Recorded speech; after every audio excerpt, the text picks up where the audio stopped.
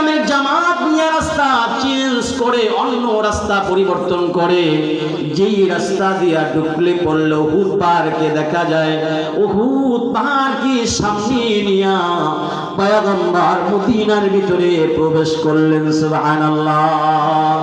আল্লাহর পয়গম্বর সাহাবায়ে কিরামের জামাতকে নিয়ে উহুদ পাহাড়ের সামনে দাঁড়াইলেন, বললেন হাযা উহুদ, ও আমার সাহাবারা, এই যে উহুদ পাহাড়, এই উহুদ পাহাড় আমি পয়গম্বরকে ভালোবাসি, আমি পয়গম্বর উহুদ পাহাড়কে ভালোবাসি। সুবহানাল্লাহ। একটা উহুদ পাহাড় জড় পদার্থ, একটা মাটির পাহাড়, আল্লাহর পয়গম্বরের প্রেম প্রকাশ করে। সুবহানাল্লাহ বলেন। আমরা কপাল পড়া উম্মত, নবীর প্রেম আমরা প্রকাশ করতে পারি না, এই কথা বলুন ঠিক কি না? এই জন্য নবীর আদর্শ মানা দরকার আছে না নাই? একমাত্র নবীর আদর্শের ভিতরেই কামিয়াবি আর সফলতা, কথা বলুন ঠিক কি না? নবীর আদর্শ ছাড়া কামিয়াবি আর সফলতা অন্য কোন তন্ত্র মন্ত্রে আদর্শে পাওয়া যাবে না, কথা বলুন ঠিক কি না? বলতেছিলাম আল্লাহ রাব্বুল আলামিন ওয়াদা করেছেন, নবীকে সুসংবাদ দিয়েছেন, আপনি ব্যথিত হবেন না, আমি আপনাকে হাউজে কাউসার দান করেছি। সুবহানাল্লাহ। আল্লাহ রাব্বুল আলামিন বলেন, ওগো আমার হাবিব, ওগো আমার পয়গম্বর, যেহেতু আমি আপনাকে হাউজে কাউসার দান করব ওয়াদা করেছি, এই জন্য আপনি আপনার রবের শুকর আদায় করেন, নামাজ আদায় করেন এবং কুরবানি করেন। সুবহানাল্লাহ। ইন্না আ'তাইনাকাল কাউসার ফাসাল্লি লিরাব্বিকা ওয়ানহার। আল্লাহু আকবার বলেন। সুতরাং এত বড় নিয়ামত আমি আপনাকে দান করেছি, নিয়ামত পাওয়ার পরে ফাসাল্লি লিরাব্বিকা, আপনি আপনার রবের জন্য নামাজ পড়ুন, ওয়ানহার, এবং আপনার রবের সন্তুষ্টির জন্য কুরবানি করুন। সুবহানাল্লাহ। নামাজ সর্বোত্তম ইবাদত, কথা বলুন ঠিক কি না?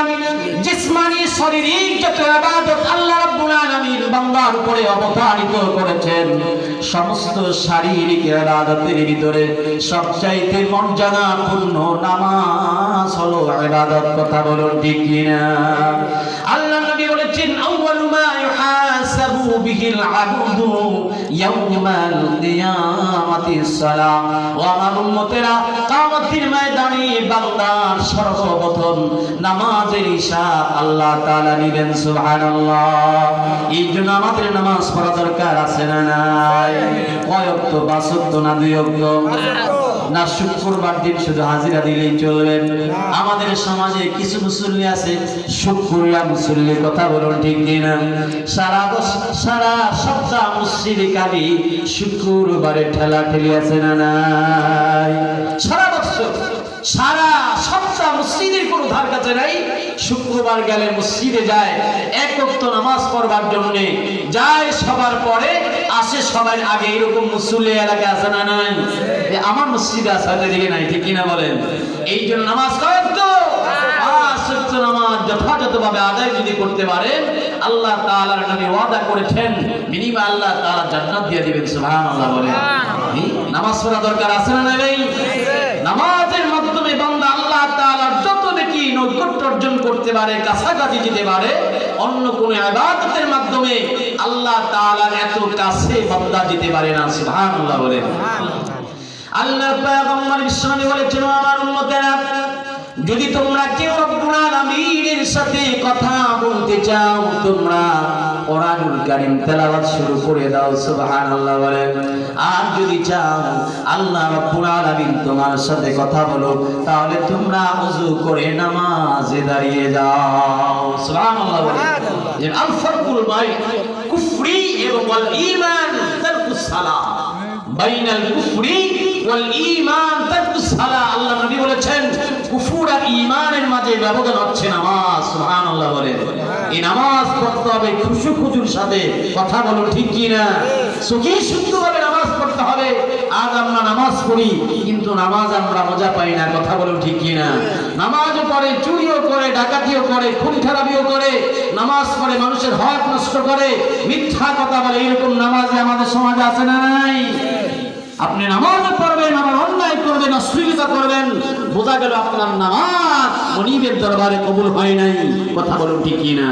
কারণ আল্লাহ রাব্বুল আলামিন ওয়াদা করেছেন কোরআনুল কারীমের 21 নম্বর পারার প্রথম লাইন, প্রথম আয়াতে সূরাতুল আনকাবুত 45 নম্বর আয়াত, আল্লাহ সুবহানাহু ওয়া তাআলা বলেছেন ইন্নাস সালাতা তানহা আনিল ফাহশাই ওয়াল মুনকার, নিশ্চয় নামাজ মানুষকে অন্যায়, অশ্লীলতা, খারাপি থেকে ফিরিয়ে রাখে। সুবহানাল্লাহ বলে। সুতরাং আপনি নামাজ পড়ছেন, অন্যায় অপরাধে লিপ্ত আছেন, বোঝা গেল আপনার নামাজ ওই মাপের নামাজ হয় নাই যেই মাপের নামাজ দিয়া মানুষ অন্যায় থেকে ফিরে থাকতে পারবে। ঠিক কি না বলেন? এই জন্য নামাজ যদি আমরা খুশুর সাথে পড়ি, নামাজের হক আদায় করে পড়ি, তাহলে নামাজের ভিতরে একটা স্বাদ অনুভব হবে। কথা বলুন ঠিক কি না? যেই রকম স্বাদ অনুভব করেছেন সাহাবায়ে কেরাম। আল্লাহু আকবার বলেন। আজকে তো আমরা রিজিকের অভাব, টাকা পয়সার যদি অভাব থাকে, রোগ শোক থাকে, আমরা পেরেশান হয়ে যাই। অথচ সাহাবায়ে কেরামের আমল ছিল, সাহাবায়ে কেরাম যে কোনো মুসিবতের সম্মুখীন হলে তারা জায়নামাজ বিছিয়ে মনিবের সামনে নামাজে দাঁড়িয়ে দিতেন। সুবহানাল্লাহ বলে।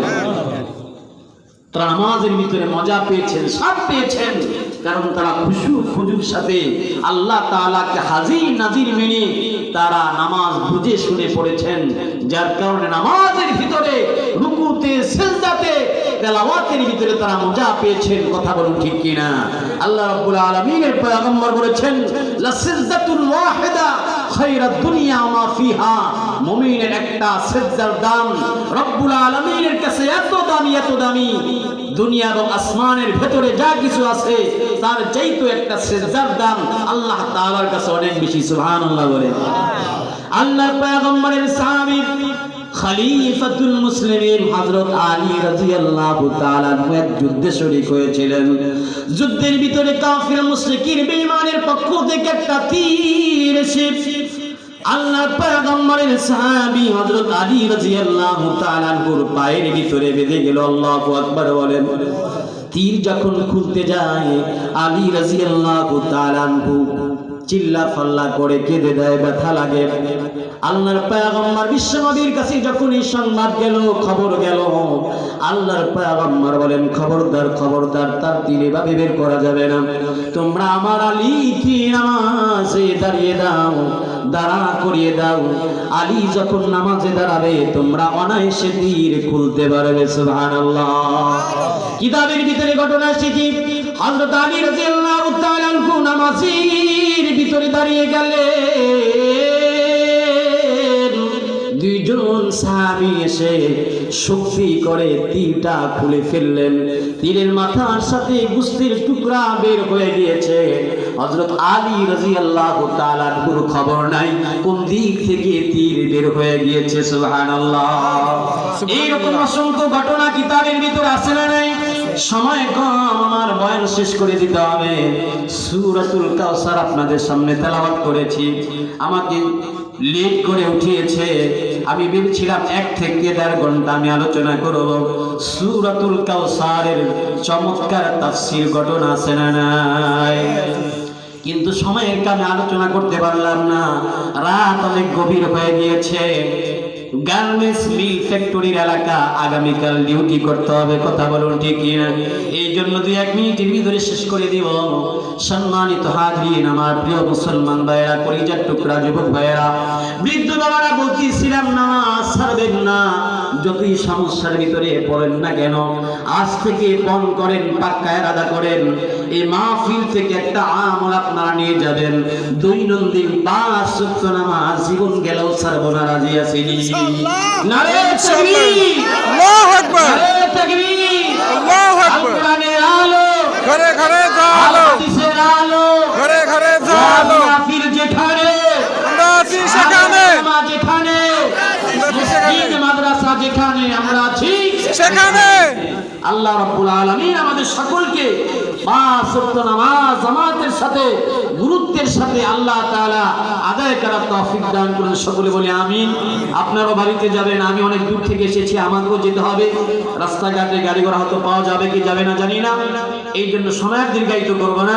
পরিশেষে আপনাদের কাছে বলবো, যে মাদ্রাসার উদ্যোগে মাহফিল, আল কারীম ইসলামিয়া মাদ্রাসা এবং খাদিজাতুল কুবরা রাদিয়াল্লাহু তাআলা আনহা, আল্লাহর নবী সবচেয়ে বড় স্ত্রী সহধর্মিণীর কথা বলুন ঠিক কিনা? যা অবদান ইসলামে অনেক আছে না নাই? অনেক সুন্দর আলোচনা ঘটনা আছে। আম্মা জান খাদিজা রাদিয়াল্লাহু তাআলা আনহাকে নিয়া দ্বীনের ব্যাপারে, ইসলামের ব্যাপারে তার কি পরিমাণ অবদান ছিল সেটা পৃথিবীর মুসলমান কোনোদিনও ভুলতে পারবে না। কথা বলুন ঠিক কিনা? সেই আম্মা জান খাদিজা রাদিয়াল্লাহু তাআলা আনহার নামে নামকরণ করে মহিলা মাদ্রাসা করেছে আল কারীম ইসলামিয়া মাদ্রাসা। মাদ্রাসার যিনি প্রিন্সিপাল মুহতামিম মাওলানা ক্যারি আব্দুল মতিন সিদ্দিকী সাহেব, অত্যন্ত ভালো মানুষ, সরল সোজা মানুষ, আমাকে মহাব্বত করে। এবং জাহিদুল ইসলাম হামিদি সাহেব, প্রবীণ আলোচক, তরুণ বক্তা, সারা বাংলাদেশে তিনি আলোচনা করেন। হযরত আমার সাথে খুব মহাব্বত আছে, আমাকে খুব মহাব্বত করেন, ছোট ভাইয়ের মতো জানেন। হযরত আলোচনা করেছেন, তিনি পাশে বসিবাড়ি মসজিদে সম্মানিত ইমাম এবং খতিব। এই জন্য আপনাদের কাছে আমার আকুল আবেদন থাকবে, এই মাদ্রাসা শুধু মুহতামিম সাহেবের একা নয়, এই মাদ্রাসা আমাদের সকলের। কথা বলুন ঠিক কিনা? এই মাদ্রাসার সুখে দুঃখে আমরা পাশে থাকবো তো ইনশাআল্লাহ। আপনি অর্থ দিয়ে, দোয়া দিয়ে, ছাত্র দিয়ে, মেয়ে দিয়ে, ছেলে দিয়ে, যে কোনো ভাবে মাদ্রাসাকে সহযোগিতা করবেন, ইনশাআল্লাহ এটা নাজাতের জরিয়া হয়ে যাবে। কথা বলুন ঠিক কিনা? মাদ্রাসার ছাত্র ছাত্রীরা সুন্দর করে তেলাওয়াত করেছিলেন, আমি শুনেছি, অত্যন্ত সুন্দর তেলাওয়াত, বিশুদ্ধ তেলাওয়াত। অনেক মাদ্রাসায় ছাত্ররা তেলাওয়াত করে কিন্তু বিশুদ্ধ তেলাওয়াত হয় না, এবং একটা সূরা পড়ে সেটা ইংরেজিতে ট্রান্সলেশন করেছেন, মাশাআল্লাহ অসাধারণ।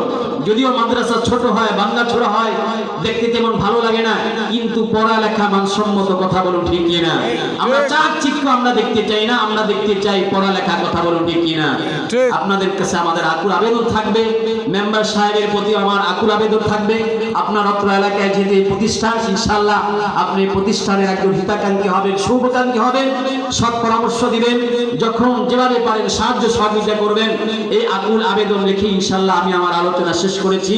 ওয়া আখিরু দাওয়ানা আলহামদুলিল্লাহি রাব্বিল আলামিন। আমার জন্য দোয়া করবেন, আমি আপনাদের জন্য দোয়া করব ইনশাআল্লাহ। আলহামদুলিল্লাহ।